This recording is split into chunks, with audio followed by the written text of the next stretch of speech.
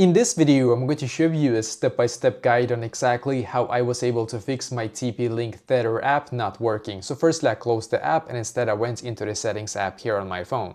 And then on my settings app here, I just scrolled down and I clicked on general. So click on general, then click on storage right here, as you can see. So click on storage. And now we need to just wait a couple of seconds for this page to completely load right here. So you can see it's loading all the apps that we have on our phone. Now when it's done, just scroll up and then you're going to write Tether right here and click on the app and then click on offload app. And once again in here, click on offload app. Just wait a couple of seconds for it to load and then click on reinstall app. Just wait for it now to completely reinstall and update to its latest version here. So for some reason when I did this myself, it completely fixed all the app issues that I was experiencing before with the TP-Link Tether app. So try this and hopefully it's going to be able to work perfectly for you once it's updated as well.